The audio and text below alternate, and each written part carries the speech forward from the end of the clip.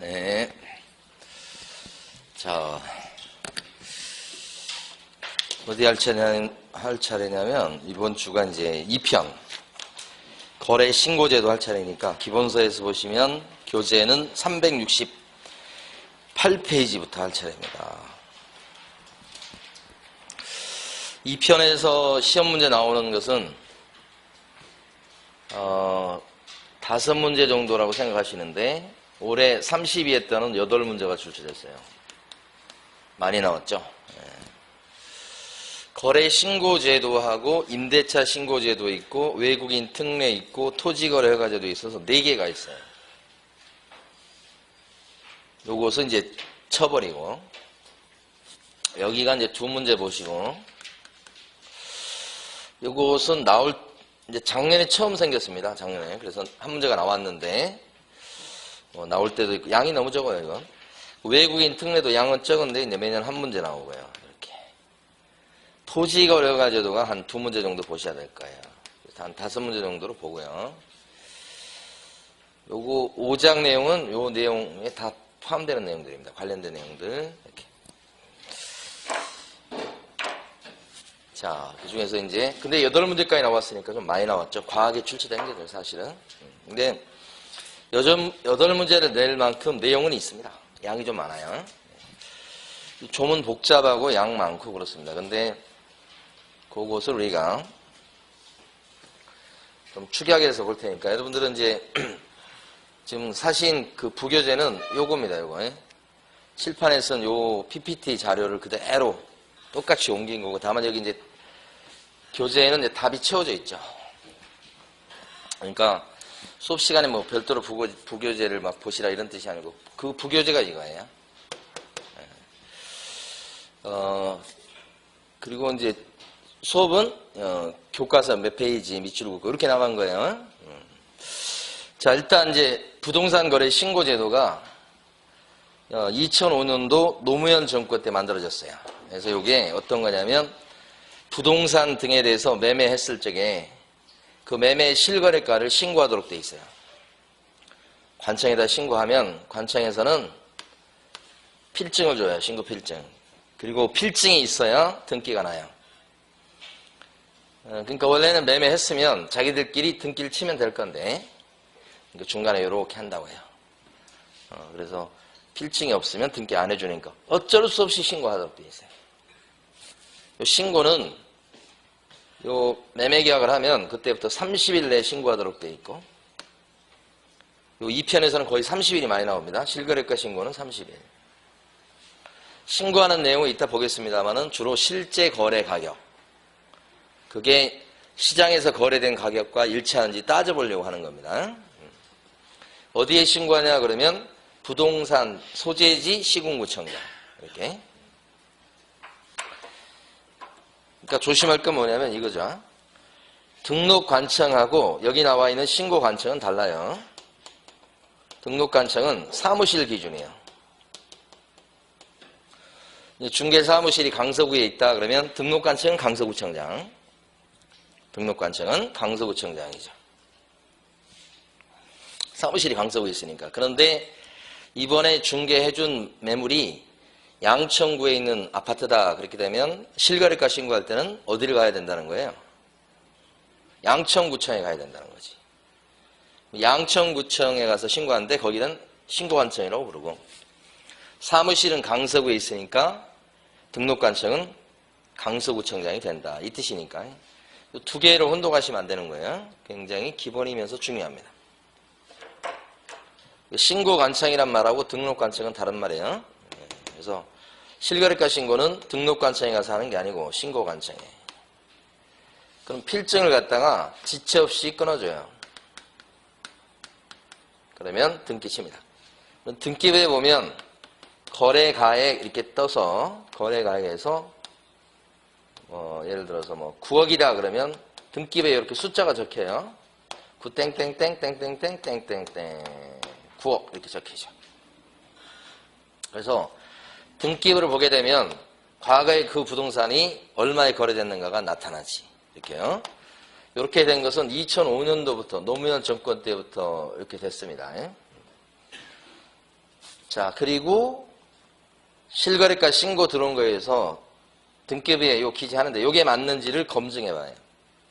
누가 따져보냐면 바로 신고관청, 유명한 신고관청에서 검증을 해요.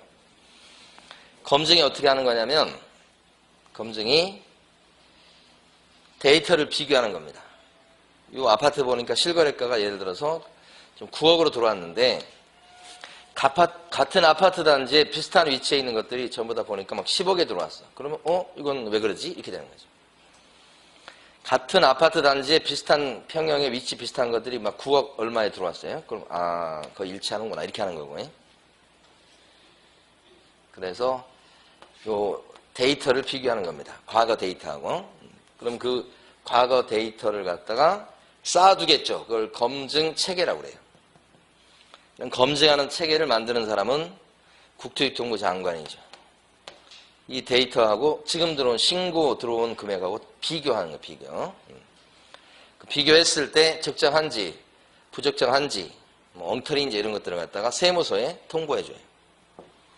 그러니까 실거래가 신고 제도는 가만히 보면 어떤 거냐면 세금을 제대로 물리고자 하는 제도. 세금을 좀 제대로 물리겠소 하는 제도니까 요 취지를 알고 계셔야 돼. 여기 거래 신고 제도에 전체적으로 이게 다예요. 세부적으로 하나씩 보겠습니다. 지금부터 이제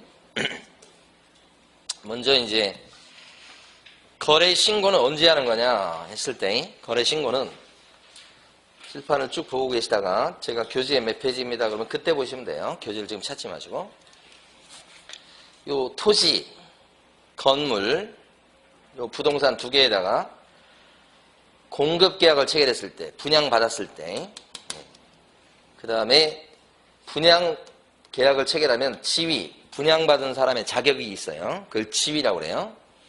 그 분양받은 지위를 다시 팔아먹기도 해요. 그걸 전매라고 하죠. 그러니까 실거래가 신고하는 경우는 토지나 건물을 매매했을 때, 그 다음에 아파트 분양계약을 체결했을 때, 분양계약을 체결한 그 아파트 분양권을 팔아먹었을 때 이게 실거래가 신고 대상이다. 요거죠. 여기가 추가되는 거예요. 그러면 이제 시험에 나오는 게 여기서 두 가지인데 첫 번째는 뭐냐면 요 빨간 게 있단 말이에요. 그런데 이 공급계약을 체결한 집이 요것은 여기 나와 있는 8가지 법에 근거해서 분양받았을 때 그때 그거 실거래가 신고 대상이 되는 거예요. 8가지 법만. 그래서 여기 한 3차례 뭐 이렇게 나온 거예요.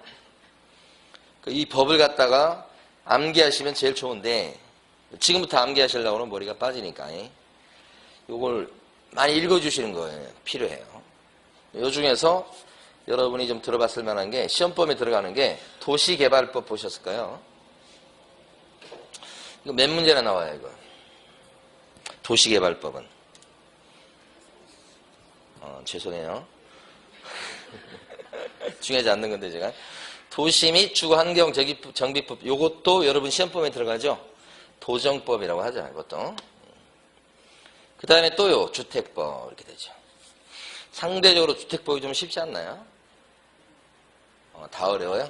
요렇게. 시험범에 들어가는 거. 그 다음에 이제 조금 신문지상에서 많이 좀 봤을 만한 게 이제 공공주택특별법 이런 거. 그래서 이걸 다 처음에 다 암기하기는 힘든데 좀 공공주택특별법 이렇게 들어보시면 돼요. 그 다음에 산업입지 개발에 관한 법률. 이건 뭐냐면 그 산업단지 있죠. 국가산업단지 무슨 뭐 지방 뭐 산업단지 있잖아요. 그 산업단지와 관련된 법인데 그것을 갖다가 산업단지에 관련된 법에 따라서 그 안에 있는 공장 같은 거 분양받았을 때예요. 그러면 실거래가 신고해야 된다. 산업이란 말 나왔죠? 산업단지 떠올리시면 됩니다. 산업단지 안에 있는 공장을 분양계약을 체결했을 때 그러면 실거래가 신고 이렇게. 그 분양계약 체결한 것을 그 다음에 전매했을 때 그것도 실거래가 신고 이런 뜻입니다. 자, 그게 하나고 이건 이제 많이 읽어주셔야 돼. 자, 두 번째는 뭐냐면 중개대상물하고 달라요. 중개대상물은 토지하고 건물 이외에 무슨 임목이라고 하는 것도 중개대상물에 들어가. 임목도 들어가죠. 근데 임목에 대해서 매매했을 때는 실거래가 신고 대상은 아니야. 실거래가 신고 대상 물건은 이렇게 네 가지입니다. 토, 건, 공지. 네 개. 근데 거기에 중개대상물에 들어가는 임목은 안 들어간다고. 중개대상물에는 광업재단이나 공장재단도 있어요. 근데 광업재단을 갖다가 매매했다 그랬을 때 거래신고하느냐? 안 하지. 그러니까 거래신고 대상 물건은 범위가 좀 좁다고 보시면 돼. 중개대상물은 여기에다가 더 넓어가죠. 얘나 뭐 광업재단까지 들어가니까. 그래서 중개대상물의 범위하고 거래신고 대상물의 범위를 비교하면 어느 게 더 넓어요? 중개대상물의 범위가 더 넓은 거예요. 중개대상물은 이런 것도 들어가니까. 그죠? 그게 요게 두 번째. 요게 첫 번째. 두 개인데 교재에서 보시면 교재 368페이지 왼쪽 페이지입니다. 거래신고 대상 계약 이렇게 나와 있고요. 박스의 1번에 보면 부동산의 매매 계약이고요. 이 부동산이 뭐냐? 토지하고 건물을 의미해요. 1번, 박스의 1번에서. 2번은 둘째 줄에 공급 계약만 딱 밑줄 그으시면 돼요. 분양받은 거 얘기합니다. 공급 계약. 3번은 첫 줄에 지위의 매매 계약인데 지위에다가 밑줄 그으시면 돼요. 동그라미 치시고. 그래서 여러분들은 아예 입에 붙이셔야 돼. 토건 공지 매매. 토건 공지 매매 이렇게. 따라서 다이아몬드 1번에 가로 1번을 보시면 뒷부분에 첫 줄 뒷부분에 임목이나 광업재단이나 공장재단은 거래신고 대상은 아니다. 그래서 글자 위에다가 X를 해버리세요. 눈에 확 띄게. 임목 X, 광업재단 X, 공장재단 X. 그 다음에 가로 3번에 보면 매매했을 때만 실거래가 신고하는 거니까 첫 줄 끝에 교환 X, 글자 위에다 X 해버리세요. 교환 X, 증여 X, 임대차 X 뭐 이렇게. 그 다음에 끝줄에 보면 상속 X, 판결 X, 경매 X 이렇게. 그러니까 무슨 얘기냐면 만약에 토지와 건물에 대해서 증여계약을 체결했다. 그러면 실거래가 신고 대상이냐? 아니다. 이렇게. 토지 건물을 상속받았다. 그러면 실거래가 신고해야 되느냐? 아니다. 상속은 매매가 아니잖아요. 매매했을 때만 거래 신고하는 거예요. 토지와 건물 이런 것들을 경매로 낙찰을 받았습니다. 실거래가 신고 대상이다. 아니다. 요거요. 경매 특히. 표시했죠, 지금? 여기까지가 이제 시험에 나오는 부분이었어요. 자, 그 다음에, 넘어가셔서 저기 갑니다. 370페이지. 여러분, 교재 양은 되게 많아요. 그 중에 일부만 체크할 거니까 잘 체크를 해 두셔야 돼요. 중간 정도에 보면 신고기한이라고 나옵니다. 그 신고기한은 그 첫째 줄하고 둘째 줄 밑줄 그어보시면 실거래가 신고는 30일 내에 실거래가 신고하는 거라고 그랬죠. 언제부터 30일입니까? 잔금일입니까? 계약일입니까? 계약일. 그거. 30일을 모르실 분은 없습니다, 지금. 왜요? 왜 딴 데 또 넘기셔요? 370페이지. 370페이지 보시게 되면 중간에 다이아몬드 1번에 신고기한이라고 되어 있잖아요. 지금 교재 기본서를 보시는 거예요, 지금. 수업 시간에. 그래서 신고기한이다 그랬는데 계약 체결일로부터 30일 내에 이렇게. 기본이고 잘 안 나와요, 근데. 자, 칠판을 보셔야 돼요, 지금부터. 여기가 조금 복잡한데 여기를 뛰어넘어야 돼요. 자, 보시면 신고를 누가 해야 되느냐? 거래 당사자가 신고해야 되는 게 원칙이다, 어떻게 보면. 여기서 거래 당사자가 신고를 해야 된다. 그런데 중간에 부동산 사장님이 매매계약서를 써주었을 때는 부동산 사장님이 신고해야 된다, 그 뜻이에요. 거래 당사자가 하는데 소개시킨 개공이 있을 때, 계약서 써준 개공이 있을 때는 개공이 하는 거예요. 또는이라고 돼 있죠. 그러면 둘 중에 어떤 경우가 많겠어요? 거래 당사자가 직접 신고하는 게 많겠어요? 개공이 하는 게 많겠어요? 다 부동산에서 계약서 쓰잖아요, 솔직히. 그러니까 다 개공이 하는 거지. 이게 몇 건이나 있겠어요, 위에 게. 일단. 근데 이론상으로는 당사자가 신고 의무가 있는 경우가 있어. 소개시킨 개공이 없을 때는. 근데 여기서 거래는 뭐예요? 거래. 매매잖아요, 아까. 부동산 거래 신고할 때 그 거래는 매매밖에 없다고 그랬잖아요, 아까. 증이 없고, 이렇게. 응? 그러니까 매매 당사자지. 그 매도인과 매수인이지. 그러면 매도인과 매수인이 공동으로 신고해야 하는 거예요. 그럼 공동 신고한다는 게 뭐냐면 신고서에다가 매도인과 매수인이 도장 찍어서 낸다 이 뜻이에요. 그러니까 여러분 교재에서는 가볼게요. 자, 405페이지 가보셔요. 405페이지 보시게 되면 제목이 부동산 거래계약 신고서라고 제목이 돼 있어요. 그러니까 405페이지에 보시면 실거래가 신고할 때는 부동산 거래계약서 요거 적어서 제출하는 거예요. 근데 제일 아래쪽에 가시면 신고인이 나오고 아래쪽에 제일 아래쪽에 매도인하고 매수인이 있어요. 제일 아래쪽에 그 페이지 제일 아래쪽에요. 그 매도인 이렇게 되어 있는데 거기에 서명 또는 인 이렇게 되어 있는데 매도인 김갑돌에서 서명 또는 인, 매수인 그래서 이민정에서 서명 또는 인 이렇게 해서 내는 거예요. 신고하는 사람이 거기다 이름 쓰고 그 다음에 이제 서명하든지 또는 날이라든지 해서 낸다. 그게 공동신고예요. 이게 의미는 뭐냐면 둘 다 도장 찍어줘야 된다고 생각하시면 돼요. 둘 다. 근데 이때는 서명만 해도 됩니까? 네. 도장만 찍어도 됩니까? 네, 그거예요. 도장만 찍어도 괜찮아. 또는이라고 돼 있잖아, 뒤에 보면. 이게 중요합니다. 그 서식에서. 그러니까 공동으로 신고한다는 것은 신고서에다가 매도인도 서명 또는 날인, 매수인도 서명 또는 날인 이렇게 한다는 뜻이에요. 그래서 이걸 내준다 이거지. 서명 또는 날인은 이 신고사항이 맞아요, 맞아요 해주는 거지. 그래서 원칙은 공동신고. 그런데 매도인과 매수인이 신고할 때 한쪽이 안 한다고 할 수가 있어요. 우리 매수인은 나 그 금액에는 신고 못 들어가 이렇게. 매수인이 도장을 안 찍으려고 그래. 그러면 매도인만 도장 찍어서 서명 또는 날인해서 신고할 수도 있다 이렇게 되는 거예요. 그럴 경우도 있을 수 있잖아요. 이론적으로. 한쪽이 안 한다고 그럴 때. 근데 이럴 때는 한 사람의 도장만 들어가니까 신고사항 적힌 게 신빙성이 확 떨어지니까 이때는 매매계약서 복사본을 추가로 내도록 하고 있다고. 관청 입장에서는 야, 너 말을 어떻게 믿어? 계약서 복사본 내봐. 사본 내봐. 이렇게 하는 거지. 다 교재에서 정리할 거예요. 또 한 가지는 한쪽이 국가 등인 경우는 단독신고예요. 한쪽이 국가나 지자체나 LH공사나 SH공사나 이런 것들.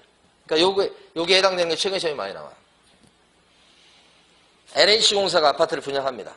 여러분이 분양을 받으셔. 분양받은 게 아까 공급계약 이렇게 하는 거예요. 그럼 공급계약을 체결하면 부동산거래 신고 대상이 된다고 하는 건 방금 전에 공부한 거이지. 그럼 부동산거래 신고할 때 여러분이랑 LH공사가 원래 공동신고해야 돼.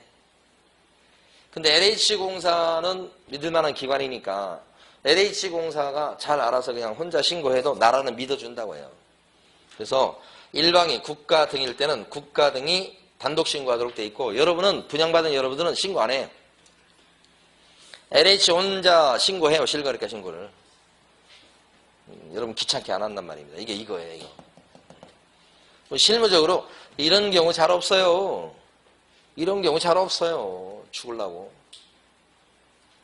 그런데 이런 경우가 꽤 있어요. 이런 경우가. 응? 그렇지 않겠어요? 분양받은 사람이 LH가 분양하는 걸 받았어. 그러면 LH가 신고하는 거고 분양받은 여러분들은 뭐요? 신고 안 한다고요. 그게 요거요. 그쵸? 이렇게. 근데 전체로 보면 이런 쪽이 많지는 않아요. 중간에서 매매계약서를 써준 개공이 거의 껴있죠? 실거래가 신고를 누가 해야 돼? 개공해야 돼, 개공이.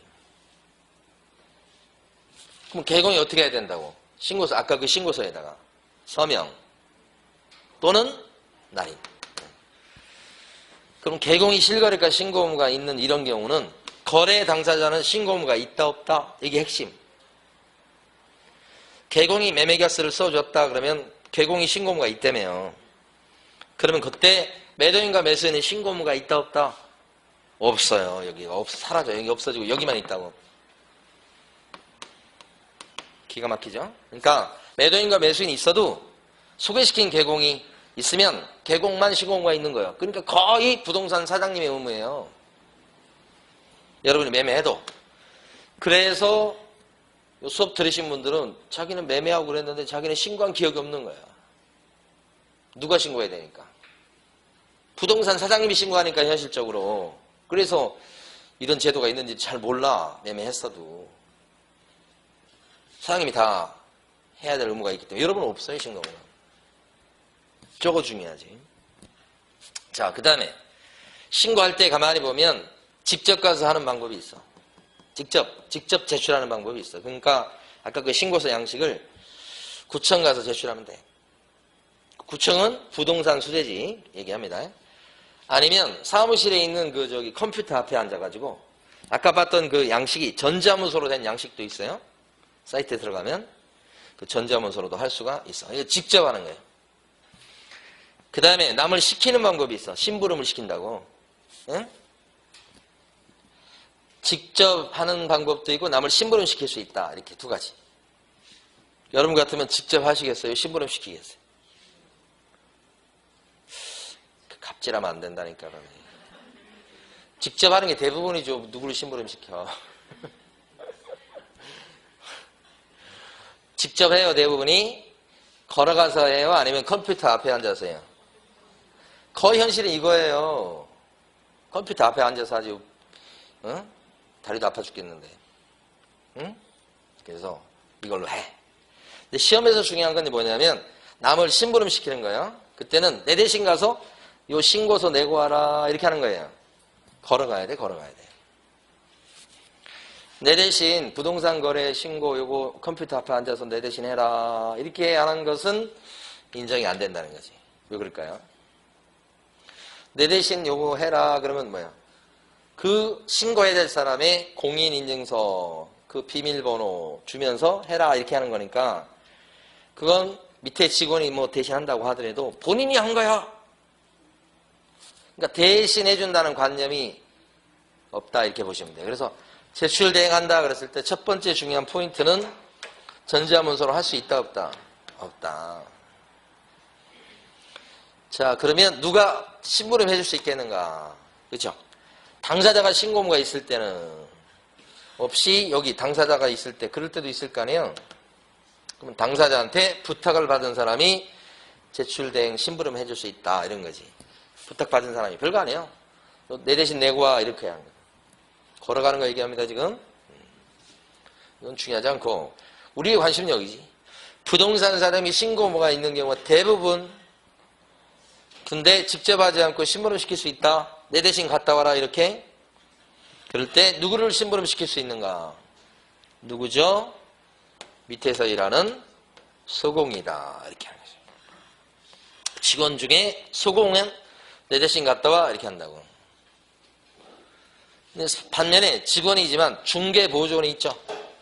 중개보조는 심부름 해줄 수가 없다 이렇게 된 거지. 해줄 수가 없어요 심부름을. 중개보조는 뭐가 못나서 심부름을 못하는 거예요? 자격증이 없으니까. 소공 자격증이 있는 사람이고. 그러니까 소공이 제출 대행할 수 있는 자격은 있는 반면에 보조는 없어. 이거 중요하죠. 시험에. 그 다음에 개업공인중개사를 대신해서 가는 사람이잖아. 이 소공은. 대신해서 가는 사람은 뭐가 필요해요? 대리권 같은 걸 대리 권한이 있어야 될 거 아닙니까? 그러면 위임장이 필요하지 않을까? 이 말이지. 어때요?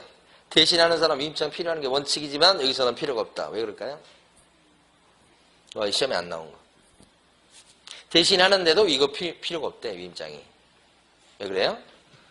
고용신고 때문에 그래요. 실거래가 신고를 하러 갑니다. 직원이 B가.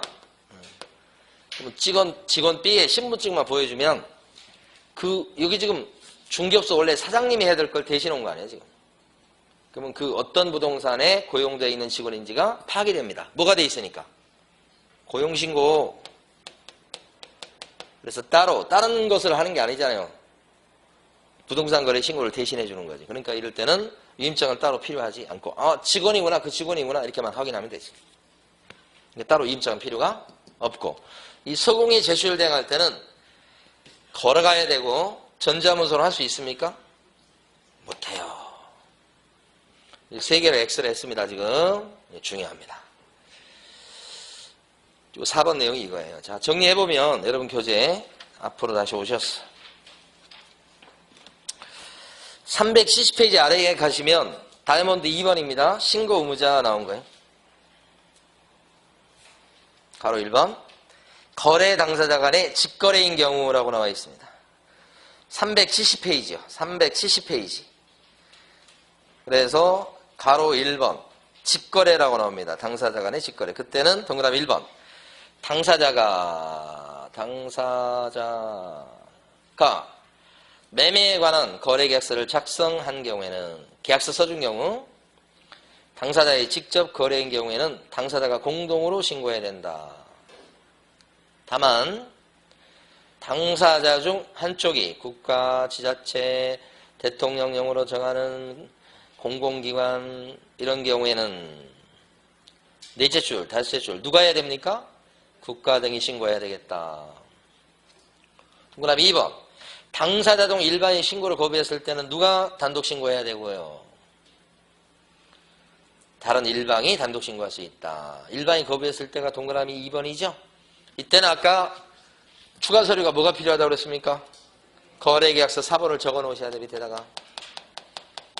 일반인 거부해서 단독 신고할 때는 거래계약서 4번을 플러스 첨부한다는 뜻입니다. 오른쪽 페이지 가로 2번 갑니다. 오른쪽 페이지 가로 2번.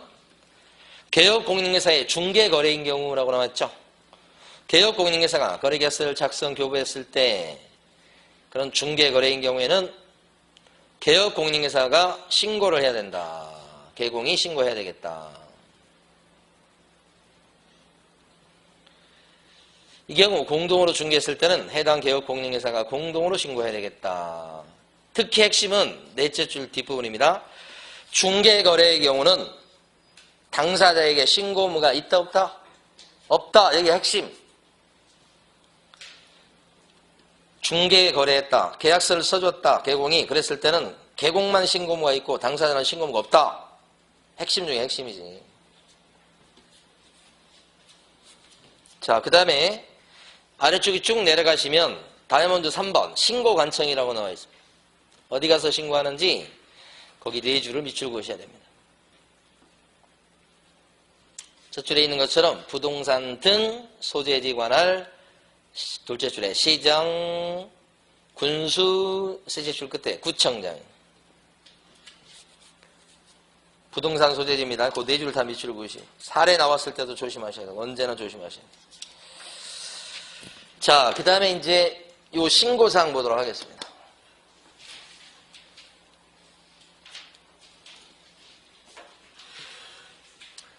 자, 신고사항 칠판 보시고, 칠판. 올해 시험 때도 이게 나왔지만 중요합니다. 자, 지금부터 볼 거예요. 부동산 거래 신고사항이 한 덩어리, 두 덩어리, 빨간 것까지 세 덩어리예요. 세 개를 잘 구별해서 알아두셔야 돼요. 까다로워요, 여기가. 예. 여러분 교재를 보거나 조문을 봐가지고 파악하기가 쉽지 않아요. 일단 교재는 372페이지 보셔요. 372페이지 보시게 되면 박스 중에 372페이지 박스 중에 보시면 첫 번째 박스요. 공통사항이라고 되어 있죠. 거기 가번 보십니다. 실거래가 부동산 거래 신고할 때 당사자의 인적사항 들어가야 되겠죠. 누가 거래했는지 나와야 되겠죠. 그 인자에다 동그라미 치시고 인적사항 할 때 인자. 나번 계약 체결일, 중도금 지급일, 잔금 지급일이 신고서에 나와야 됩니다. 누가 언제 거래했는지 나와야 됩니다. 언제. 계약일, 중도금 날짜, 잔금 날짜. 다번 어떤 부동산을 거래했는지 특정돼야 됩니다. 다번하고 라번 두 개 묶으시면 부동산 등의 소재지, 지번, 지목, 면적 이렇게. 그 다음에 라번에 보시게 되면 라번에 보면 부동산 등의 종류예요. 다번과 라번 묶으시라고 그랬습니다. 어떤 부동산을 거래했는지 신고하는 거예요. 다시 소재, 지번, 지목, 면적, 종류까지. 아파트인지 연립주택인지 이런 거예요. 마번, 실제 거래 가격도 신고해야 됩니다. 실거래가. 주로 요거 따져보려고 하는 거지. 그 다음에 바번, 조건이나 기한을 정해놨을 때는 조건 기한도 신고사항. 바번. 4번을 보시면 계약서를 작성 교부한 경우에는 4번이 중요합니다. 개공이 계약서를 작성 교부했을 때는 개업공인중개사의 인적사항. 인적사항 그러면 성명이 대표적이겠죠. 사장님 이름. 그 다음에 반가로 2번 보면 중개사법 제9조에 따라 개설 등록한 중개사무소에 둘째 줄만 보시면 되겠어요. 상호 동그라미, 전화번호 동그라미, 소재지 동그라미. 그러니까 4번은 뭐냐? 중개사에 관련된 정보예요. 이것을 어디에 적어라? 부동산 거래계약 신고서에다가 적어라. 그게 신고사항이에요. 그러니까 4번은 중개사에 관련된 정보 이렇게 되지. 자, 그러면 칠판에 봐봐요. 칠판에서 여기 다시 칠판에서요. 부자는 뭐냐면 부동산의 소재, 지번, 지목, 면적, 종류까지. 그러니까 여러분 교재에서는 요게 다하고 단가? 다하고 라죠. 두 개죠. 다라. 부자가 뭐냐면 부동산에 관련된 정보예요. 그래서 부자를 따서 우리가 연상을 해서 암기할 거예요. 인자는 뭐냐? 몇 번이냐면 인적사항이니까 가가 인적사항이죠. 그 다음에 거기 보면 나가 계약 체결일, 중도금 지급일 이거 나온 거 있죠. 이 날짜인데 날일자야. 날일자. 계약일, 중도금 지급일, 잔금 지급일 세 개. 날일 한문으로 날일 이렇게. 요것이 나번이고 다가 가나다라 마가 뭐죠? 실제 거래가 실거래가죠? 실거래가라고 줄여서 얘기하는 거예요. 실제 이렇게. 그 다음에 중개사에 대한 건 중개사에 대한 정보는 중개사에 대한 정보입니다. 중개사 정보. 중개사의 성명이라든지 사무실의 명칭, 그 다음에 소재지 뭐 이런 것들을 얘기합니다. 전화번호 이런 거. 조는 뭘 것 같아? 조건 기한을 정해놨을 때 조건 기한이죠. 이거 몇 번이냐면 바 이렇게 되죠. 근데 바하고사 두 개는 특징이 뭐냐면 중개사가 없을 때는 안 적습니다. 신고 안 합니다. 조건이나 기한을 정한 게 없어요. 그러면 신고 안 합니다. 이렇게 있을 때만 신고하죠. 자, 여기서 질문. 만약에 중개사 없이 매도인과 매수인이 신고를 해요. 실거래가 신고를. 그럼 매도인과 매수인이 실거래가 신고한다 그러면 중개사에 대한 정보는 부동산 거래 신고사항에 들어가요? 안 들어가요? 안 들어갑니다. 그래서 아까 4번 별표 치시고 함정에 함정. 계약서를 써줬을 때 계약서를 개공이 그때만 신고사항이 되는 거예요. 중개사가 있을 때만. 없으면요. 신고사항이 될 수가 없어요. 얘는. 응? 자, 그래서 암기하실 때는 부인들이 절에 오는 날에는 실제로 중이 좋아합니다. 이렇게. 부인들이 절에 오는 날에는 실제로 중이 좋아합니다. 철저히 암기하시면. 시험에 매년 나온다고 생각하시면 틀림없어요. 암기하셔야 돼요. 자, 근데 이게 끝이 아니죠. 자, 보면 오른쪽 페이지 보세요. 오른쪽 페이지. 이제 본격적으로 보실 게 373페이지 보시게 되면 법인 외의자가 주택계약 체결에 이렇게 돼 있어요. 근데 그 제목은 신경 쓰지 마시고 지금부터요. 실제 첫 줄부터 밑줄 긋습니다. 실제 거래 가격이 6억 원 이상인 주택이나 끊어 읽으시고 그 다음에 투기과열지구 또는 조정대상 지역에 소재하는 주택을 매수하는 경우에는 부동산 거래 신고사항이 두 가지가 추가됩니다. 가번에 보시면 가번 첫 줄 밑줄 긋습니다. 거래 대상 주택의 취득에 필요한 주택 그 취득에 필요한 자금의 조달 계획 및 지급 방식 밑줄. 돈이 어디서 나서 산 거냐? 자금 조달 계획을 신고해야 돼요. 그러니까 가번은 길게 돼 있지만 우리가 기억할 때는 자금 조달 계획이라고 기억하셔야 돼요. 그래서 자금 조달 계획서를 내요. 그래서 나번에 보면 나번으로 넘어갑니다. 거래 대상 주택의 매수자 본인이 입주할지 여부, 입주 예정 시기 등 거래 대상 주택의 이용 계획이라고 되어 있습니다. 그러니까 주택을 매수하는 사람이 본인이 입주할지 세를 놓을지, 입주한다면 언제 입주할지 그런 거에 대해서 신고하라 이거지. 그래서 둘째 줄 끝부분에다가 별도로 쓰십니다. 줄여서 입주 계획이라고 쓰자고요. 입주 계획. 앞에 게 자금 조달 계획이고 가번이 나번이 입주 계획이에요. 자, 그러면 이게 무슨 얘기냐면 부동산 거래 신고상에서 자금 조달 계획과 그 다음에 입주 계획이 부동산 거래 신고사항으로 추가되는 경우가 있다. 노란 게 추가되는 경우가 있다. 그 경우가 어떤 경우냐. 첫째 줄에 밑줄 긋던 것처럼 6억 이상 주택을 매수했을 때예요. 6억 이상 주택이에요. 첫째 줄에. 그 다음에 조정 대상 지역의 주택 또는 투기과열지구의 주택을 매수했을 때도 그때도 자금 조달 계획과 입주 계획을 내는 거예요. 신고하는 거예요. 여기 조자가 뭐라고요? 조정 대상 지역. 과자가 뭐라고요? 투기과열지구. 이게 뭐냐면 규제지역이에요. 우리 나라는 크게 봤을 때 규제지역하고 비규제지역으로 나눠요. 규제지역도 가만히 보면 세 군데가 있어요. 그 중에서 이제 가만히 보면 여기 조정 대상 지역이 있고 조정 대상. 그 다음에 투기 과열 지구가 있어요. 그 다음에 좀 센 것은 투기 지역이 있단 말이에요. 이런 규제 지역, 조정 대상이나 투기 과열 지구의 주택에 대해서 매수가 이루어지게 되면 부동산 거래 신고 사항이 여기 7개로 끝나지 않고 요거 두 가지로 봐서 7가지요. 두 가지가 추가돼서 9가지가 된다 이 말이야. 그러니까 부동산 거래 신고 사항이 7가지가 되고 끝나는 경우가 있고 두 가지가 추가돼서 9가지가 되는 경우가 있고 한 가지가 더 추가돼서 10가지가 되는 경우가 있다. 이 3단계라는 뜻이에요.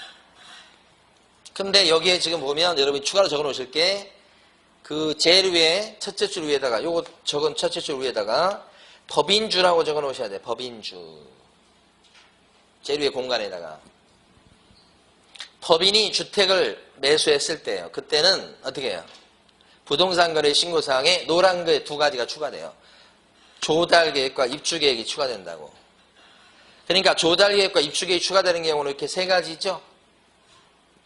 그래서 6억 이상 주택을 매수했을 때, 매매했을 때, 그 다음에 조정 대상 지역이나 투기 과열 지구의 주택을 매매했을 때, 그 다음에 법인이 주택을 매매했을 때.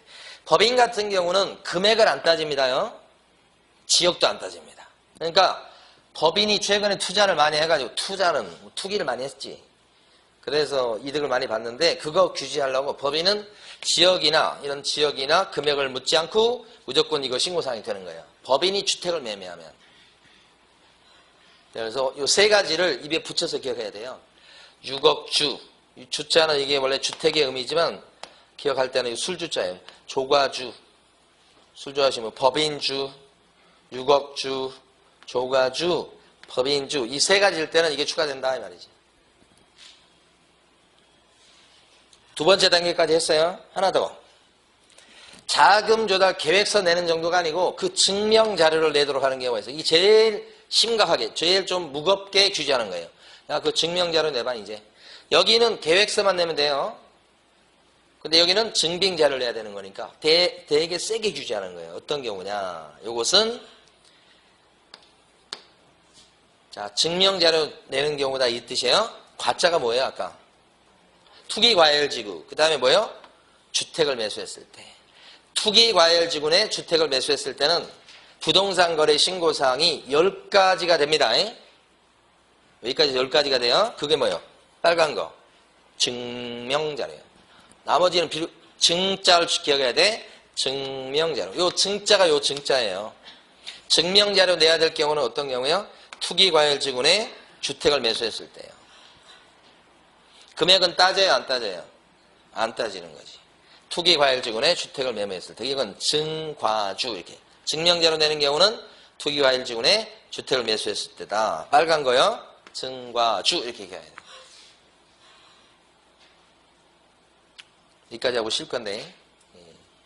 그럼 여러분들이 이해했는지 제가 질문 하나 드려보는 거예요. 3단계니까 만약에 법인 있죠, 법인. 법인이 투기과열지구내에서 상가를 10억짜리를 매수했어. 그럼 부동산 거래 신고상 몇 가지? 법인이 투기과열지구내에서 상가 10억짜리를 매수했다고. 그러면 부동산 거래 신고상 몇 가지? 무슨 9가지요? 7가지 하고 끝나야 되는 거예요. 2가지가 추가, 1가지 추가되는 건 전부 다 뭐예요? 화가 날라고 그러네. 전부 다 뭐예요? 주택이요. 최근에 주택 가지고 투기를 했단 말입니다요. 그러니까 규제를 주택을 세게 하는 거지 상가나 토지는 규제 안 하는 거예요. 아시겠죠? 이건 이렇게 저렇게 물어볼 게 되게 많은 거예요, 이게. 그래서 3단계로 남아서 제일 위에 첫 단계는 다 신고사항이에요, 이거. 여기까지는 요건 2개는 있을 때만이지만 부인들이 저려놓는다는 실제로 중이 좋아합니다 하면서 조계사 입구에 낙서가 돼 있다는 뜻이에요. 응? 조계사 입구 낙서가 돼 있고 증명자료 내야 될 경우는 증과주 전부 다 근데 주택이에요. 추가되는 경우는 아시겠죠? 이 자신 없는 표정들은 어디서 오냐. 이제 시작이에요. 자, 쉬었다 계속합니다.